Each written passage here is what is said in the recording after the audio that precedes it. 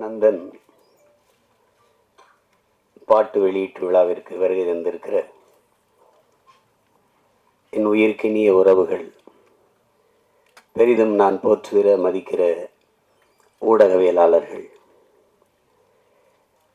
இங்கே அமர்ந்திருக்கிற என் அன்பிற்கினியவர்கள் அனைவருக்கும் என்னுடைய அன்பும் வணக்கமும். நந்தன் பாட்டு வெளியீட்டு விழா என்று இதை சொல்வதை விட, பல நூறு ஆண்டுகளாக இந்த மண்ணின் மக்கள் பட்ட வலியை வெளியிடுகிற ஒரு விழாவாகத்தான் இதை பார்க்கணும். பாட்டு திறத்தாலே வையத்தை பாலித்திட வேண்டும் பெரும்பாவளன் பாரதி. பன்னொன்று பாடடி இன்பக் கற்கண்டு பரிமாறு துயர் தீரும் இது நல்ல தொண்டு என்று பாவேந்தன் பாரதிதாசன். பாடும் பணியே பணியாய் அருள் தேடும் என்று சுந்தர அனுபூதி. இசை வடிவாய் நின்ற நாயியே என்று அபிராமிப்பட்டர். இவர்களெல்லாம் பாடி இந்த இசையால் உலகத்தின் எல்லா துயரங்களையும் போக்க முடியும், அளப்பரிய இன்பத்தை அடைய முடியும். இசையால் இறைவனையே மயக்க முடியும், இறைவனையே காண முடியும் என்று எண்ணற்ற பெருமக்கள் தங்கள் பாக்களால் நிரூபித்திருக்கிறார்கள். ஆனால் இந்த இசை, நந்தன் வெளியிடுகிற இசை, இறைவனை காண அல்ல, ஒரு நல்ல மனிதனை காண்பதற்கு, மானுடமுள்ள ஒரு மனிதனை காண்பதற்கு அவன் வெளியிடுகிற இசை. ஒளியை அடிப்படையாக வைத்து உருவாவதுதான் இசை. செவி வழியே சென்று இதயத்தை தடவி கேட்கும் உயிர்களை எல்லாம் மயக்கி தன்மையப்படுத்துகிற ஒளியே இசை, அந்த ஓசையே இசை. ஆனால் நந்தன் வெளியிடுகிற இசை இதயத்தை தடவப் போவதில்லை, அது தட்டும், பேரளவில் அது தாக்கும். அதுதான் நந்தனுடைய இசை. காரணம், அந்த இசையை மீட்டுகிற வீணை அதன் நரம்புகள் கம்பிகளால் ஆனவை அல்ல, இரத்தமும் சதையும் உள்ள மானுடனின் நரம்பினால் பின்னப்பட்டவை. செத்துப்போன மாட்டின் தோளிலிருந்து எடுத்து செய்யப்பட்ட பறையின் இசை அல்ல, உயிரோடு இருக்கிற மனிதனின் தோலை உரித்து உருவாக்கப்பட்ட பறையின் இசை. இது நாம் ஆடுவதற்கல்ல, அதிர்வதற்கு எழுப்பப்படுகிற இசை நந்தனின் இசை. நாம் கேட்டு சிலிப்பதற்கல்ல, சிந்திப்பதற்கு, நாம் ரசிப்பதற்கல்ல இந்த இசை, ஆழ்ந்து யோசிப்பதற்கு எழுப்பப்படுகிற இசைதான் என் தம்பி ரா சரவணன் உருவாக்கியிருக்கிற நந்தனின் இசை. அந்த இசையின் நாயகன் என் அன்பு இளவல் சிப்ரான் அவர்களுக்கும், என்னுடைய அன்பிற்கினிய கவிஞர் ரவி அவர்களுக்கும் என்னுடைய பாராட்டுக்கள். இங்கே படத்தை பார்த்தவர்களோட படத்தை பற்றி சொல்ல தயங்குகிறார்கள். என் தம்பி சரவணன்ட்ட கேட்டேன், கதை தெரிஞ்சிருமோ அப்படின்னு. கதை தெரிஞ்சாதான் படம் பார்க்கவே வருவாங்க. அது ஏதோ அதில் படத்தில் மறைவுர்கள், அதில் பேசுறதுல கூட மறைச்சு மறைச்சு பேசுகிறாங்க. அது நீங்கள் போய் பாருங்க, நீங்கள் போய் பாருங்க அப்படின்னு சொன்னாதான் பார்க்க வருவாங்க அவங்க. ஒரு சில படைப்புகள் தான் திரையரங்கை விட்டு வெளியில் போன பிறகு அந்த கதையும் கதைக்களமும் கதாமாந்தர்களும் நம் பின்னாடியே வருவார்கள், நம் கூடவே பல நாட்கள் இருப்பார்கள், நம் கண்ணை விட்டு நம் உணர்வை விட்டு அகல மறுப்பார்கள். அப்படிப்பட்ட ஒரு தாக்கத்தை ஏற்படுத்திய படைப்பு தான் என்னுடைய தம்பி ரா சரவணன் அவர்களுடைய படைப்பு நந்தன். பல நூறு ஆண்டுகளாக இந்த இனம் தூக்கி சுமந்து வருகிற வழியை திரை மொழியில் பதிவு செய்யப்பட்டிருக்கு. நந்தனை எரிக்கும் போது நந்தன் எப்படி கதறி அழுதிருப்பானோ அந்த கதறல் தான், அந்த கதறல்களின் சில சிதறல்கள் தான் இந்த திரைக்காவியம். இது இங்கே தம்பி சசி அவர்கள் சொல்லும்போது இது ஆகச்சிறந்த ஒரு பதிப்பு. அது டப்புன்னு இந்த படத்தை பார்த்து அப்படி மறந்துட்டு கடந்தெல்லாம் போக முடியாது. அவ்வளவு ஒரு பதிப்பு. அது ஒவ்வொரு காட்சிகளும் அவ்வளவு கவனமாக பதியப்பட்டிருக்கு. அப்படிதான் நான் பார்க்குறேன். இங்கே பல நாட்கள் பார்க்கணும்னு அதை என் தம்பி சரவணன் வலியுறுத்தி நேரம் இல்லாமையால் ரொம்ப நேரம் நெருக்கடிகளில் பார்த்தும் கூட அந்த படம் எவ்வளவு வேலைப்பளுவும் என்னை விட்டு நீங்காத அந்த காட்சிகள் என்னை அழித்து கொண்டிருக்கிறது. அவ்வளவு பெரிய தாக்கத்தை அந்த படம் தந்திருக்கு. இதில் படத்தின் மாந்தர்கள், குறிப்பாக என்னுடைய தம்பி சசி, அவன் நடித்த அயோத்தி படத்தை பார்த்து நான் பாராட்டினேன். என்னுடைய அருமை சகோதரர் ட்ரைடன் தியேட்டர் அந்த ரவிதான் தயாரித்திருந்தார். அது ஒரு சிறந்த படம். ஆனால் என் தம்பி சசியாகவே இருப்பான். அதில் அது கதாபாத்திரம் அவனை நகர்த்தும். ஆனால் இந்த கதையில், இந்த படத்தில் முதல் பதிவிலிருந்து சசியை நீங்கள் மறந்து விடுவீர்கள். சசி என்ற ஒரு நடிகன் நீங்கள் இதுவரை திரையில் பார்த்த அந்த கலைஞன் இல்லை. உண்மையிலேயே அது கூடுப்பானையாகவே வாழ்ந்திருப்பான். அப்படி ஒரு உடல் மொழி, அவனுடைய உரையாடல் உச்சரிப்பு அவ்வளவு அருமையான ஒரு வெளிப்பாடு. அதை எவ்வளவு பாராட்டினாலும் தகும். அதற்கு பிறகு அது புதிய அறிமுகமாக இருக்கிற சுருதி அவர்களினுடைய கதாபாத்திரம், அதனுடைய பங்களிப்பு, புதியவர் என்று யாரும் சொல்ல முடியாது திரையில். என்னுடைய தம்பி சமுத்திரக்கனி படத்தில் சிறிய நேரம் வந்தாலும் அதுதான் அது இந்த சமூகம் ஒரு மானுடனை எப்படி பார்க்கணும், சக மனிதனை அப்படிங்கிறத அந்த கதாபாத்திரம் சொல்லுது. ரொம்ப ஆழமான கதாபாத்திரம். இந்த மொத்த திரைக்கதையும் தூக்கி நிறுத்துகிற ஒரு ஒரு ஒரு ஒரு ஒரு கதாபாத்திரம் இருக்குது. அதை நடிச்சிருக்கிறவன் என் தம்பி பாலாஜி சக்திவேல். நானும் என் தம்பி சசியும் பேசிகிட்டு இருக்கும்போது பாலாஜி என்னடா அப்படி நடிச்சிருக்கான் அப்படி. அவன் கதாபாத்திரம் மட்டும் மொத்த படத்தையும் தாங்கி நிற்று. ஒரே தூணில் ஒரு பெரிய கட்டடத்தை தாங்கி நின்னா அப்படியோ அப்படி நிற்கிது அந்த கதாபாத்திரம். அவ்வளவு சிறப்பாக அது செஞ்சுருக்காங்க. அது சும்மா சொல்ல முடியாது. தம்பி ஜிப்ரான் அவருடைய இசை,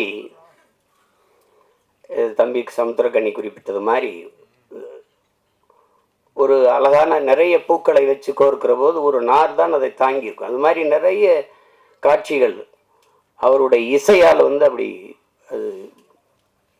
அது அந்த அந்த தாக்கத்தை மிக அருமையாக பின்னணி இசையில் அவ்வளவு அருமையாக செஞ்சுருக்காரு. அதை ரொம்ப யோசிச்சு தான் வடிவெடுத்துருக்காங்க. ஜிப்ரான் தான் அது. ஏன்னா பின்னணி இசையில் ஒரு படத்தை தூக்கி நிறுத்துகிற ஆற்றல் ரொம்ப அரிதினும் அரிது. அது உலகத்திலே ஆகச்சிறந்த ஒரு இசை மேதை உண்டென்றால் அதற்கு நம்முடைய அப்பா இளையராஜா அவர்கள் தான். இன்றைக்கி அவருக்கு அடுத்து நிறைய இளவல்கள் வந்துட்டாங்க. இந்த மாதிரி அதை திரைக்கதையை இசையால் தூக்கி சுமந்து போகிற ஒரு ஆற்றல் மிக்க இளைஞன் தம்பி ஜிப்ரான் அவர்கள். அவருடைய படைப்பு, ஒளிப்பதிவாளர் சரண், கலை இயக்குநர்கள் எல்லாம் சிறப்பாக செய்திருக்கிறார். ஒரு அந்த புதிதாக நடித்திருக்கிற இப்போ இருக்கிறாங்க நிலா சுதாகர் அவங்கெல்லாம், அதாவது தொழில்முறை நடிகர்கள் இல்லை, ஊரில் இருக்கிறவங்க. ஒருத்தர் கூட ஒரு தவறாக ஒரு எப்படி சொல்கிறது முகபாவத்தை தந்திருக்க மாட்டாங்க. எல்லாம் உரிய அளவில் பிரமிச்சிருவீங்க நீங்கள். இந்த மாதிரி நேர்த்தியான படங்கள் ரொம்ப நாளாச்சு. நம்முடைய வணக்கத்திற்குரிய ஐயா மகேந்திரன், என்னுடைய அப்பா பால்மேந்திரா, அப்பா பாரதி ராஜா, இவருடைய படங்களில் தான் அவ்வளோ பெரிய நேர்த்தி இருந்தது, அவ்வளோ ஒரு தாக்கம் இருந்தது. ஆனால் சில படங்கள் பொழுதை போக்கும். அதுக்கு வரியே நம்ம கேளிக்கை வரின்னு தான் விதிக்கிறோம். அது பொழுது போக்கும். ஏதாவது ஒரு அரிதிலும் அரிதான படங்கள் தான் பொழுதை நல்ல பொழுதாக ஆக்கும். இது ஆகச்சிறந்த பொழுதாக அந்த 2 மணி நேரம் 5 நிமிடத்தை சிறந்த பொழுதாக ஆக்குகிற ஒரு திரைக்காவியம்தான் நந்தன். அது என் தம்பி இதுக்கு முன்னாடி கத்துக்குட்டி இந்த உடன்பிறப்புலாம் எடுத்திருந்தாலும் கூட இந்த 3வது பதிப்பு மிக முத்தான பதிப்பு. அப்படி தான் நான் பார்க்குறேன். அது திரையரங்கு படம் முடிச்சுட்டு நாங்கள் ரொம்ப அவசரமாக போனானால் நான் போகவே இல்லை. என்னுடைய மனைவியெல்லாம் அந்த கடைசி காட்சியிலேருந்து இப்படி திரும்பிக்கிட்டு அழுதுகிட்டு இருந்தாங்க. அது அவ்வளவு நெகிழ்ச்சியாக இருந்தது. அது அவங்களுக்கு இவங்கெல்லாம் சொல்ல பயப்படுவாங்க கதையை. நான் சொல்கிற கதை மிக ஆழமான கதை. தமிழ் நிலத்தில் மட்டும் இல்லை, இந்திய பெருநிலம் முழுமைக்கும் இன்றும் நம்மோடு இருக்கிற சக மனிதர்கள், நம்மை போல எலும்பு நரம்பு ரத்தம் சதை பசி உறக்கம் கனவு கண்ணீர் கொண்ட சக மனிதர்கள் எவ்வளவு தூரம் இந்த மண்ணிலே நசுக்கப்படுகிறார்கள், ஒடுக்கப்படுகிறார்கள், ஒதுக்கப்படுகிறார்கள் என்பதை உணர்த்துகிற ஒரு ஒப்பற்ற திரை காவியம்தான் இந்த நந்தன். நாட்டின் இன்னைக்கு பொருளாதார அடிப்படையில் இடஒதுக்கீடை நாம் பேசுகிறோம், நாம் வரவேற்கிறோம். ஆனால் இடஒதுக்கீடு ஏன் கொண்டு வரப்பட்டது அப்படிங்கிறத நீங்கள் அறிவார்ந்த என் உறவுகள் நீங்கள் சிந்திச்சு பார்க்கணும். சீமான் இந்த தெருவில் போகக்கூடாது என்றது ஏழை என்பதற்காக அல்ல. என் உடன் பிறந்தவர்களே, இந்த கோயிலில் நான் நுழையக்கூடாது என்பது நான் ஏழை என்பதற்காக அல்ல. இந்த குளத்தில் நான் குளிக்கக்கூடாது என்பது நான் ஏழை என்பதற்காக அல்ல. நான் இழிமகன், ஈன சாதி, தாழ்ந்தவன், தீண்டத்தகாதவன் என்பதற்காக. எதன் பொருட்டு இங்கே எனக்கு கல்வி, வேலைவாய்ப்பு, அரசியல் அதிகாரம் மறுக்கப்பட்டதோ அதன் பொருட்டே அது கொடுக்கப்பட வேண்டும் என்பதற்காக உருவாக்கப்பட்ட ஒன்றுதான் வகுப்பு வாரி பிரதிநிதித்துவம். அதை நீங்க புரிஞ்சுக்கணும். ஏழை சீமான் நாளை அதானி அம்பானி ஆகிவிடலாம், பொருளாதார அளவுகோல் மாறிவிடும். ஆனால் இன்றைக்கு இழிமகன் சீமான் எந்த உயரத்திற்கு போனாலும் என் மீது சுமத்தப்பட்ட சாதிய இழிவு போக மறுக்கிறது. அதற்கு சான்று சீமான் அல்ல, இந்த நாட்டின் முதல் குடிமகன் பிரசிடென்ட் ஆஃப் இந்தியா ராம்நாத் கோயிலுக்கு வெளியே ஒரு மரத்து நிழல்லே குடும்பத்தோட யாகம் வளர்த்து கும்பிட்டு போனது இன்னும் இருக்கு. வரலாற்று நிகழ்கால நிஜம். நாட்டின் முதல் குடிமகள் Droupadi Murmu president of India, நாட்டின் பிரதம அமைச்சர் மாண்புமிகு ஐயா நரேந்திர மோடி ஒரு நாற்காலியிலே, ஐயா அத்வானி ஒரு நாற்காலியிலே, அவர் வீட்டு வாசலில் அமர்ந்து பேசுகிறார்கள். அந்த அருமை பெருமகள் அந்த ஓரத்திலே கைகட்டி நின்று கொண்டிருக்கிறாள். Citizen of president of India. இந்த நாட்டில் பெண்ணிய உரிமை பேசுகிறோம், பெண்களுக்கு இடஒதுக்கீடு பேசுகிறோம், சமத்துவம் பேசுகிறோம், சகோதரத்துவம் பேசுகிறோம், ஜனநாயகம் பேசுகிறோம். நாட்டின் முதல் குடிமகள், இந்திய நாட்டின் பிரதமர், இந்திய நாட்டின் பிரசிடென்ட் ஆஃப் இந்தியாவுக்கு அந்த நிலைமை என்றால் சாதாரண ஊராட்சி மன்ற பிரசிடென்ட் தலைவருக்கு என்ன நிலைமை இருக்கும் என்று என் அரும் தம்பி தங்கைகள், என் உடன் பிறந்தார்கள் சிந்திச்சு பாருங்க. இன்றைக்கும் கொடியேற்ற முடியாது. இங்கே எத்தனையோ மாமன்றங்களில் மாநகர மாமன்ற உறுப்பினர்கள் இருக்கிற அவையிலே தாழ்த்தப்பட்டவர்கள் இருப்பதற்கு இருக்கை போடப்படவில்லை என்பது இன்றும் நிகழ்கிறது. உயர் சாதிக்காரன் சுடுகாட்டு வழியே தாழ்ந்தவன் ஒருவன் இறந்து போனால் அவன் பிணத்தை எடுத்துட்டு போக முடியாது. எங்கோ அல்ல, நாகப்பட்டினத்தில் நிகழ்ந்தது. கோயிலுக்குள் நுழைய முடியாது, திறந்து போய் கும்பிடுறா என்று சொல்ல ஒருத்தனும் இல்ல, பூட்டை போட்டு சாவி எடுத்துக்கிட்டு வர ஆள் இருக்கு. ஏன் சிவனை நந்தனார் சரித்திரத்திலே 63 நாயன்மார்களில் ஒருவன் பறையன். அவன் சிவன் பக்தன், எவனுக்கும் சற்றும் குறைவில்லாத பக்தன் நந்தன். எத்தனை 100 ஆண்டுகளாக அந்த வழி துரத்துகிறது. இன்றும் பல நந்தன்கள், பல ஆயிரம் நந்தன்கள். நந்தன் வெளியிலே 63 நாயன்மார்களில் ஒருவன் சிவன் கோயிலுக்கு வெளியிலே சிவனை வழிபட தவிக்கிறான். எல்லோரும் உள்ளே. நந்தி அங்கே நிற்கிறது, சிவனை வழிபட மறக்கிறது. நந்தனுக்கு சிவன் தெரியாமல் நந்தி மறக்கிறது. அதை பார்த்த சிவன் நந்தியை நகர்த்தி வைத்தான் என்பது வரலாறு, கதை. அப்போது என்ன கேட்க தோன்றும்? எந்த ஒரு மானுடனுக்கும் ஒரு கேள்வி எழும் இல்லையா? நந்தியை நகர்த்தி வைத்த சிவன் நந்தா உள்ளவாடா என்று ஏன் கூப்பிடல? இந்த கேள்வி எழுமா இயலாதா? அப்ப இறைவனுக்கும் தீண்டாமை இருந்ததா? நீனும் சாதிய பாகுபாடு பார்த்தாயா? பாருங்க, இந்த கேள்விதான் படம், நந்தன் படம்.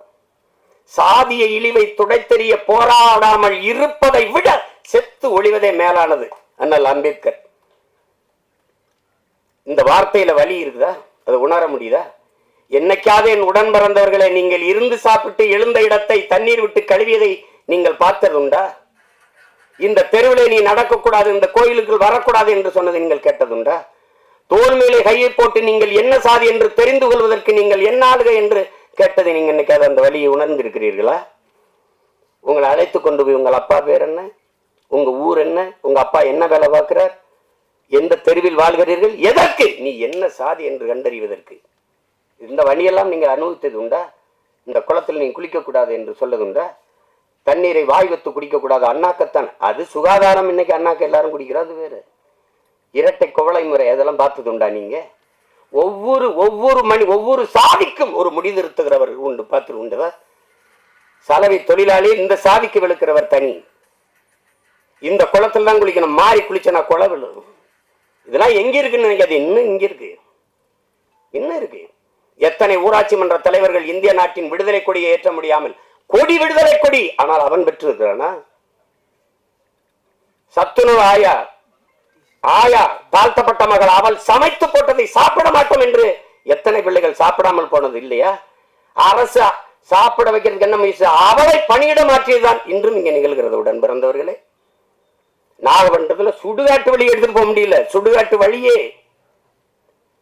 ஆனால் மாவட்ட ஆட்சியர் இங்க போனார், நீங்க எடுத்துட்டு போங்க, நான் பாப்போம்னு சொல்லல, மாற்று வழிதாரம் அங்க ஒண்டி போச்சுக்கிறங்க. இதுதான் இன்னும் இருக்கிற நிலைமை. அப்ப அதிகாரத்துக்கிட்டே தீண்டாம இருக்கு, பாகுபாடு இருக்கு. அடித்தட்டு மக்கள் என்ன செய்ய முடியும்? அது இன்னும் அந்த நந்தனை எரித்த தீ இன்னும் எரிந்து கொண்டுதான் இருக்கிறது. அதுதான் இந்த படம் வலியுறுத்துது. நீங்க சாதியை ஏற்றதாள்களை வைத்துக் கொண்டு சமூக முன்னேற்றம் மேம்பாடு என்று பேசுவது மல குழியின் மேலே நீங்கள் போடுகிற மல்லிய பந்தலுக்கு சமம்ங்கிறாரு இந்த அம்பேத்கர். அதான் இங்க நடக்குது, இங்க நடக்குது.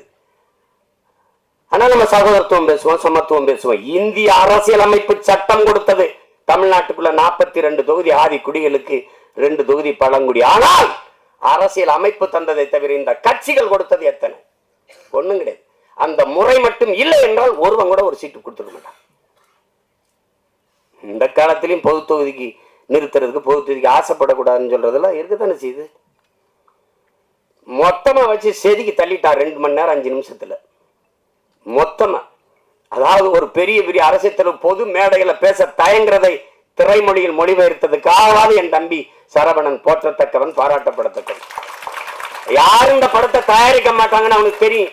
இந்த கதையை சொன்னா ஏத்துக்க மாட்டான், பயப்படுவான். ஆனால் பயப்படாம துணிஞ்சு அவன் என்ன பெரிய கோடீஸ்வரன், பிச்சை எடுத்து அங்க 1000 வாங்கியிருப்பான், இங்க 2000 வாங்கியிருப்பான், இங்க 1 லட்சம் வாங்கியிருப்பான், 50,000 இருப்பான். அதை சேர்த்து வச்சு குருவி சேர்த்த மாதிரி வச்சு இந்த படத்தை எடுத்துட்டான். அந்த படத்தை எவ்வளவு திறமை இருந்தாலும் வாய்ப்பில்லை என்றால் அது வெளிப்படாது. ஆனால் இவ்வளவு ஒரு அற்புத திரைப்படத்தை கொண்டு போய் சேர்க்கிறேன்னு துணிந்து வந்த இந்த மகன் ரவி, ட்ரேடன் ஆர்ட்ஸ் ரவி, எவ்வளவு நாளும் பாராட்டலாம். நெருக்கடியான நேரம் தான். நட்புக்காக என் தம்பி சமுத்திரகனி எல்லாம் அவன் 3 நாள் தேதி வாங்கினா, ஆனா ஒரே நாள்ல நடிக்க வச்சு மொத்த காட்சி எடுத்துட்டு அனுப்பியிருக்கான். இப்ப நான் நேற்று ராத்திரி இரவுல இறங்கி இப்ப போகணும், திருப்பி உடனே போய் இரவுல எனக்கு மதுரையில பொதுக்கூட்டம், திருப்பி போனாலும் என் தம்பிகள் மேல நான் வச்சிருக்க பேரன்பு. ஒரு தம்பி படம் எடுத்தாலே வருவேன், எல்லா தம்பியும் சேர்ந்து எடுத்திருக்கான். படத்தை சொதப்பி வச்சா போடான்னு திட்டிட்டு போவேன். நல்லா எடுத்திருக்கான், ரொம்ப நல்லா எடுத்திருக்கான். அவன் கூட்டி வரல சரவணன், படம் என்னை அழைத்து வந்திருக்கு, நீ பேசு, படத்தை பற்றி பேசு. எல்லாரும் அற்புத பங்களிப்பு. ஒழிப்பதெல்லாம் சின்ன சின்ன பசங்களா இருக்கிறாங்க. திறம்பட்ட ஆளுமை எல்லாருமே வெளிப்படுத்திருக்காங்க. அதுல குறிப்பா நான் பொறாமைப்பட்டது ஒன்று இருக்கு. என் தம்பி சமுத்திரகனியின் கதாபாத்திரம், அந்த காட்சி அவன் நடிச்ச அந்த ஒரு நாளை எனக்கு கொடுத்துருக்க கூடாதாடா அப்படின்னு சரவணனை திட்டினேன். சசிகிட்ட கூட சொன்னேன், அந்த கதாபாத்திரத்தை என்ன நடிக்க வச்சிருக்கலாம்லடா. ஏன்னா நான் தான் அவன், என்னுடைய கதாபாத்திரம் தான் கனி நடிச்சிருக்கான், அருமையா நடிச்சிருக்கான். அவன் அப்பப்ப அப்படி எங்கேயாவது அவன் போறான். இப்ப நான் எனக்கு ரொம்ப பொழுதுன்னா விஜய் சூப்பர் தான் பார்ப்பேன். என் மகன்கிட்ட வீட்டு திரை போடலாம்னா, அப்ப தெலுங்கு டப்பிங் படத்துக்குலாம் எதுக்குப்பா வீட்டு திரைன்னு கேட்கிறான். அந்த மாதிரி பார்ப்பேன். அதுல எந்த படம் பார்த்தாலும் என் தம்பி இருக்கான். மகேஷ் பாபுவோட நடிக்கிறான், ரவி தேஜாவோட சண்டைய போடுறான், அங்க பாக்குற எல்லாரோட இருக்கான். நான் சொன்னேன், டேய் சசியா எப்போ எந்த படத்துலயும் இருக்கான்டாவன். அவங்க கேமரா இல்லாம கூட போனாலும் போவாங்க. இவருக்கு தம்பி கனி இல்லாம படப்பிடிப்பு போக மாட்டாங்க இவருல. அந்த நேரத்திலையும் பார்த்தா இப்ப சொல்லிட்டு இருப்பான், காலையில 6 மணிக்கு தூங்காம குளிச்சுட்டு வந்துருக்கான். அண்ணன் தூங்கிடுவா கொஞ்ச நேரம் இருக்காங்கிறான். இப்ப திருப்பி அவன் தேனிக்கு போகணும், நான் மதுரைக்கு போகணும். அத்தனை ஓட்டங்களுக்கு இடையில ஒரு கொஞ்ச நேரம் நில்லுங்கடான்னு இந்த படம் நிறுத்தி வச்சிருக்குன்னா அது காரணம் அந்த படத்தில் இருக்கிற தாக்கம்தான். நான் சும்மா சொல்ல, நல்லா இருக்குன்னா நல்லா இருக்கு, நல்லா இல்லைன்னா அப்புறம் போயிட்டு பேசிட்டா. என் தம்பி பொண்ணு பார்க்க போன கதை தான் சொல்லுவாங்கல்ல, நான் போயிட்டு வரட்டா அப்படின்னு. நீங்க இது எவ்வளவு காலத்துல இருந்து இருக்குது பாருங்க. இன்னைக்கு நேத்து நம்மளை தொடரல. பிறப்பு ஒக்கும் எல்லா உயிருக்கும் என்று பாட வேண்டிய தேவை ஏன் வள்ளுவ பெருமகனாருக்கு வந்தது? பகுத்துண்டு பல் உயிர்கள் ஓம்புக என்று ஏன் சொல்ல வேண்டிய அவசியம் வந்தது? சாதி இரண்டொழிய வேறில்லை சாற்றுங்கால் நீதி வழிவா நெறிமுறையில் மேதினியில் இட்டோர் பெரியார் இடாதார் ஈழிகுலத்தோர் பட்டாங்கில் உள்ளபடி என்று பாட வேண்டிய அவை பெருமாட்டிக்கு ஏன் வந்தது? பரட்சியாவதேதடா பணத்தியாது ஏவதா இறைச்சி தோல் எலும்பிலே இலக்கமிட்டு இருக்குது என்று பாட வேண்டிய சித்தர் சிவாக்கிற்கு ஏன் வந்தது? எதுக்கு வருது? யாரு மேல கீறினாலும் ரத்தம் ஒண்ணுதான், ஆக மொத்தம் நீ நானும் 10 மாதம் தான். தாத்தா பட்டுக்கோட்டைக்கு ஏன் வந்தது? சாதிகள் இல்லையடி பாப்பா குல தாழ்ச்சி உயர்ச்சி சொல்லல் பாவம் நீதி உயர்ந்த மதிகல்வி அன்பு நிறைய உடையோர் மேலோருங்கிறான். யாரு? பாரதி. என்ன எல்லாம் கேட்பான், பாட்டன் பாரதிங்கிற. அப்படி சீமானுக்கு எப்படி பாரதி பாட்டன் ஆயிட்டா அப்படின்னு வெறி வருமா இல்லையா? பெரியாரது எல்லாருக்கும் தந்தையா இருக்கும்போது பாரதி எனக்கு பாட்டனா இருக்கிறது என்ன உங்களுக்கு பிரச்சனை? என்ன பிரச்சனை? சோனியா காந்தி அன்னையா இருக்கும்போது பாரதியும் எனக்கு பாட்டனாவும் ஊவேசா எனக்கு தாத்தாவா இருக்குல்ல, என்ன பிரச்சனை? சாதிகள் இல்லையடி பாப்பா என்று பாடியவனை பாப்பான் என்று சொல்லி கொடுத்தவன் எவங்க? எப்படி இருக்கு? ஆழ்ந்து போங்க, வலிக்கும், இறங்குங்க. நான் இப்படித்தான் என் வீட்டு வாலி விழுந்துருச்சுன்னு தான் கிணத்துக்குள்ள குதிச்சேன். மூழ்கி போகும்போது என் பரம்பரையே உள்ள கிடக்குன்னு தெரிஞ்சு முதல்ல என் வாலி எடுக்கத்தான் இறங்கினேன் நான் கிணத்துக்குள்ள. உலங்கு பாருங்க, இருட்டறையில் உள்ளதடா உலகம் சாதி இருக்கின்றதென்பாலும் இருக்கின்றானே என்றான் புரட்சி பாவலன். பாருங்க, தமிழுக்கும் அமுதென்று பேர் அந்த தமிழ் இன்பத்தமிழ் எங்கள் உயிருக்கு நேர்ந்து பாடிய பாரதிதாசன் புரட்சி பாவலன். தமிழ் வளர்த்தல் ஒன்று, சாதி ஒழித்தல் மற்றொன்று என்று பாடல. சாதி ஒழித்தல் ஒன்று, நல்ல தமிழ் வளர்த்தல் மற்றொன்று. நான் முதல்ல ஒழிக்கணும்டா சாதி. என்ன கடவுள் வெறி சமய வெறி கண்ணன் நிகர் தமிழுக்கு நோய் நோய் நோயே இடை வந்த சாதி எனும் இடர் ஒழிந்தால் ஆள்வது நம் தாய் தாய் தாயேன்னா அதை ஒழிக்கணும்டா அப்படின்னா. அப்புறம் எங்கிட்ட சகோதரத்துவம் சமத்துவம் ஜனநாயகம் ஏன் பேசுற? ஏன் பேசுற? மக்கள் எப்படி இருக்கானா? இல்ல, அயோத்தியில ஒரு பொது தொகுதியில் அகிலேஷ் யாதவ் ஒரு தாழ்த்தப்பட்ட தமிழ் மகனை நிறுத்தி பொது தொகுதியில் வென்றான். மக்கள் சரியாக இருக்கான். 21 தேர்தலில் 16 இடங்கள் பொது தொகுதியை கொடுத்த ஆதி தமிழ் குடிகளுக்கு. என்னாரும் சொந்தங்களை உங்கள்கிட்ட சொல்றேன், நீங்க வேணா எடுத்து புள்ளி வரங்களை பாருங்க. நான் பொது தொகுதியில் ஆதி தமிழ் பிள்ளைகளை நிறுத்திய இடத்தில் தான் எனக்கு வாக்கு அதிகம். நீங்க எடுத்து பாருங்க புள்ளி விவரங்களை. அப்ப மக்கள் சரியா இருக்கான், நீ சரியா இல்ல. எல்லா வழியும் மொத்தமா ஒரு படம் பேசுதுன்னா அது நந்தன் பேசுது. அந்த படத்துக்கு பேர் பொருத்தம் அப்படி இருக்கு. நந்தனார் சரித்திரம் நீங்க அது பார்த்திருக்க முடியும். இப்ப அப்பெல்லாம் நாடகமா கூட வந்துச்சு, இப்ப இல்ல. அதுதான் அந்த நந்தனை எரித்த தீயில் ஒரு கொஞ்சம் எடுத்துட்டு வந்துதான் எரிய விட்டுருக்கான் என் தம்பி. அந்த நந்தன்ல கைரேய வச்சிருக்கான் பாருங்க. கல்வி அறிவற்ற சமூகம், படிக்க பள்ளிக்கூடம் கல்வி என்ன சொல்றது, கல்வி வரவே மறுத்த சமூகம் நாங்க. SC ST schedule tribes SC பறையர் தேவேந்தரர் எல்லாருக்கும் இடஒதுக்கீடு இருக்கு. 18 விழுக்காடுங்கிறீங்க. முதல்ல எஸ்டிக்கு கம்யூனிட்டி சர்டிபிகேட் இருக்கா? சாதி சான்றிதழ் இருக்கா? ஆதி தமிழ் குடி குறவருக்கு இருளருக்கு சாதி சான்றிதழ் இருக்கா? இல்ல. திருவண்ணாமலை மாவட்டத்தில் இல்லாம போராடும் போது இங்க இருந்து நான் வண்டி எடுத்துட்டு போய் அந்த மக்களோட உட்கார்ந்து பள்ளிக்கூடத்தை விட்டு கர்ப்பிணி பெண்கள் வேலைக்கு போகாம அந்த குறவர் குடி மக்கள் உட்கார்ந்து அவங்களோட உட்கார்ந்து போராடி 3000 பேருக்கு சாதி சான்றிதழை நான் பெற்றுக் கொடுத்திருக்கிறேன் என்றால் அப்ப எந்த நிலைமையில் அவன் மக்கள் இருக்கான்? சாதி சான்றிதழ் இல்லாதவன் என்ன சலுகையை பெற முடியும்? ரேஷன்ல அரிசி போடுறான், சரிதான். ரேஷன் கார்டுல தானே வாங்க முடியும், கார்டே இல்லையே. அந்த மக்களின் வழியை நீங்க அது பார்த்தாதான் தெரியும், அனுபவிச்சானது என்ன தெரியும். நமக்கு எல்லாமே செய்தி தான். விவசாயி செத்தாலும் செய்தி தான், நமக்கு மீனவன் செத்தாலும் செய்தி தான், எல்லாமே நமக்கு செய்தி தான். ஆனால் இந்த படத்தை பார்த்துட்டு அப்படி கடந்து போக முடியாது. பத்திரிகை இதழியல் உறவுகளுக்கெல்லாம் போட்டு காமிச்சாரா இல்லையான்னு தெரியல. நீங்க பார்க்கும்போது நான் பேசுற அந்த உணர்வு உங்களுக்கு புரியும். இது அது அவ்வளவு சிறந்த ஒரு படைப்பு. அதுக்கு எடுக்கிறதுக்கு ஒரு அசாத்திய துணிவு வேணும். கதைக்களத்தை முதல்ல உள்வாங்கணும். அந்த கதாபாத்திரங்களை அந்த திரைக்கதை அவ்வளவு செறிவா அவர் அந்த வழியை ஏற்படுத்துற அளவுக்கு செதுக்கிட்டார். ரொம்ப அசாத்தியமான ஒரு படைப்பு. சமீப காலத்துல ஒரு நீங்கள் தெருவில் நடந்துக்கிட்டே போகும்போது ஒரு அழகான ஒரு இடத்த பார்த்தா நின்று கொஞ்சம் நேரம் பார்ப்பீங்கல்ல, அப்படி எத்தனையோ படம் பார்த்து நீங்கள் கடந்து போனாலும் நந்தன் படத்தை கொஞ்சம் நேரம் நின்று அப்படி பார்ப்பீங்க. அப்படி ஒரு தாக்கத்தை ஏற்படுத்தக்கூடிய படம். அதுங்க நம்ம இன்னைக்கு இல்லை, எத்தனை பேர் எத்தனை முன்னோர்கள் நம்ம முன்னோர்கள் பாடியிருக்காங்க சாதிய இழிவு தீண்டாமை கொடுமைக்கு. சாத்தா முத்துராமலிங்கத்தேவர் அவர்களை இன்னைக்கு எல்லாம் சாதியவாதியாக தான் இந்த சமூகம் பார்க்குது, போட்டு அப்படி கட்டமைக்குது. சாதிய எண்ணம் கொண்டவன் அரசியலுக்கு வந்தால் நாடு நாசமாகி முடியும் பேசுனது அவர் தான். சாதிய சிந்தனை கொண்டவன் இறைவனையே வழிபடாறுகளை கற்றவன் அவர் தான். உன்கிரகை உயர்ந்தது உழைக்கிறகை தாழ்ந்தது என்கிற எண்ணம் எவருக்கும் இருக்கக்கூடாது. இறைவனுக்கு முன்பே இரண்டு கையும் இணைத்துத்தான் வணங்குகிறோம் என்று சொன்னதும் அவர் தான். பிறப்பில் இல்லை தாழ்ந்தவன் உயர்ந்தவன். அவன் பெற்றிருக்கிற கல்வி அறிவு, அவனுடைய தனி மனித ஒழுக்கம், செயல்பாடுகள், இதை வைத்துத்தான் ஒருவன் உயர்ந்தவன் தாழ்ந்தவன் என்று இதைத்தான் அம்பேத்கர் சொல்றார். நான் குடிக்க மாட்டேன், மதம் இருந்த மாட்டேன், மனைவி தவிர வேற ஒரு பெண்ணை நினைக்க மாட்டேன், ஊழல் வர மாட்டேன், லஞ்சம் வர மாட்டேன். இந்த சமூகம் ஒழுக்கத்திற்கு என்னென்ன வரையறை வைத்திருக்கிறதோ அதையெல்லாம் கடைபிடித்து வாழ்கிற நான் இளிமகன், தாழ்ந்த சாதி.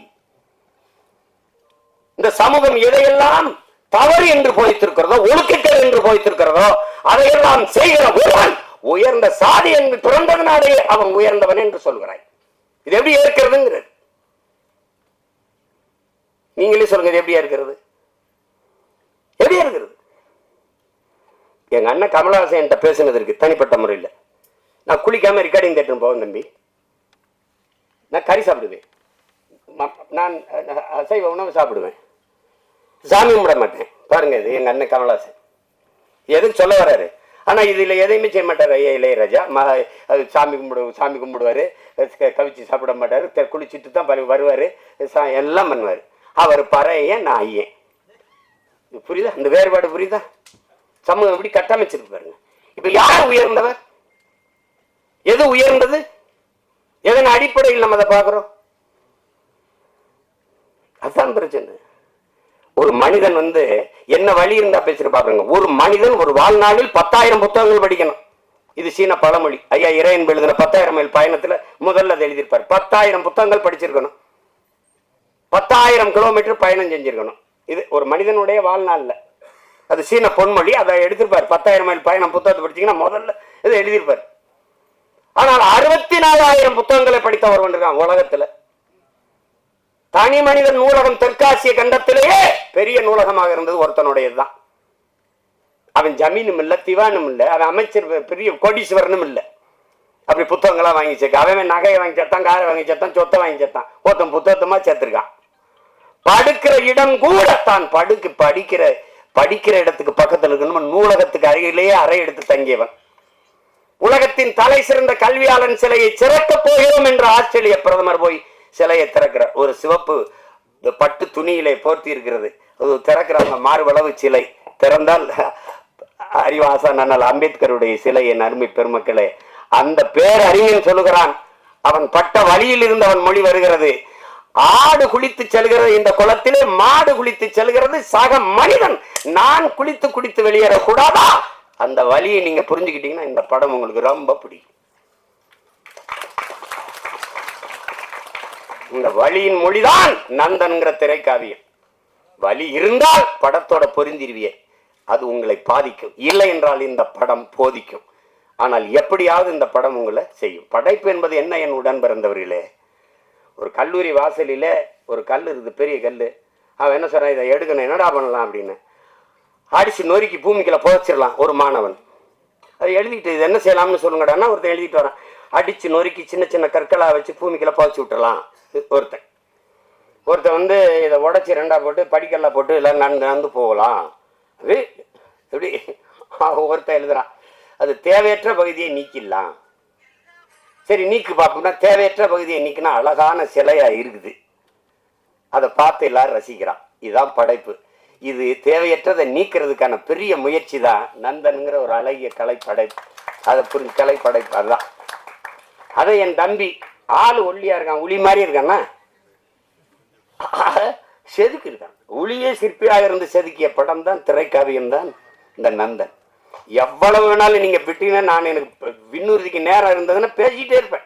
அவ்வளவு தாக்கத்தை என்னுள்ள ஏற்படுத்திய ஒரு திரைக்காவியம் நந்தன். அயோத்தியிலே இதே தான். ஆனால் அந்த திரையரங்க வாசலில் தான் பேச முடிஞ்சது, இது மாதிரி பேச வாய்ப்பு இல்லை. இப்போ நிறைய கதையை சொல்லிட்டேன்னா அது இந்த வெளியிடுறவர்கள் என் தம்பி ரவி கோச்சால் கோச்சுக்காரு. வெற்றி விழாவில் ஒரு தடவை வெற்றி 50 நாள் ஓடி ஓடி வரும்போது விழா எடுத்துரும், மறுபடியும் பேசுவோம், மிச்சத்தை பேசுவோம். ஒரு சிறந்த படைப்பு, ஆகச் சிறந்த படைப்பு.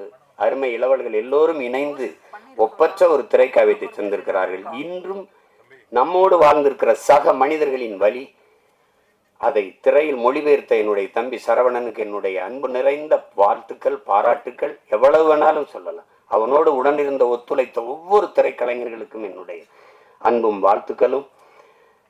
இங்கே இந்த செய்தியை எடுத்துக்கொண்டு போய் நீங்கள் எப்பவுமே நல்ல ஒன்றை பாராட்டி இருக்கிறீர்கள். இது ஒரு சிறந்த படைப்பு, கொண்டு போய் சேர்த்து இந்த படத்தை வெற்றி பெற செய்யுங்கள். எளிய கலைஞர்கள், இளைய கலைஞர்கள் சேர்ந்து உருவாக்கிய ஈடு இணையற்ற ஒரு திரைக்காவியம். இது வெற்றியடையட்டும். இன்னும் பல சிறந்த திரைப்படங்கள் நமக்கு உருவாகட்டும். அது இது ஒரு இது இது ஒரு ஒரு புரட்சி என்பது புரட்சி. பகத்சிங்கிட்ட போய் புரட்சினா என்ன? புரட்சி என்பது ரத்தம் சிந்தும் வன்முறையாகத்தான் இருக்க வேண்டும் என்பது அல்ல. அது துப்பாக்கி தோட்டாக்களை தொழுவதும் அல்ல. அப்ப எதுதான் பகத்சிங் புரட்சி? வெளிப்படையாகவே அநீதிகளால் கட்டமைக்கப்பட்ட சமூகத்தை தகர்த்து முற்றுமுழுதாக புதிய ஒரு சமூகத்தை படைப்பதுதான் புரட்சிங்கிறான். அப்படி ஒரு புதிய ஒரு சமூகத்தை படைப்பதற்கான முயற்சி தான் நந்தன் படம் ஏற்படுத்த போகிற புரட்சி. புரட்சி என்பது ஒவ்வொரு மனிதனின் காலுக்கு கீழே காத்து கிடக்கிறது காய்ந்த சருகுகளாக, ஒரு தீக்குச்சியின் உரசலுக்காக. அந்த தீக்குச்சி தான் நந்தன் பற்ற வைத்து போடுகிற தீக்குச்சி. அன்பிற்குரியவர்களை, புரட்சி தீ பற்றி எரியட்டும். மாற்றம் என்பது மானுட தத்துவம். மாறாது என்ற சொல்லை தவிர மற்றவை அனைத்தும் மாறிவிடும். மாறுவோம், மாற்றுவோம். புரட்சி ஓங்க. வாழ்த்துக்கள்.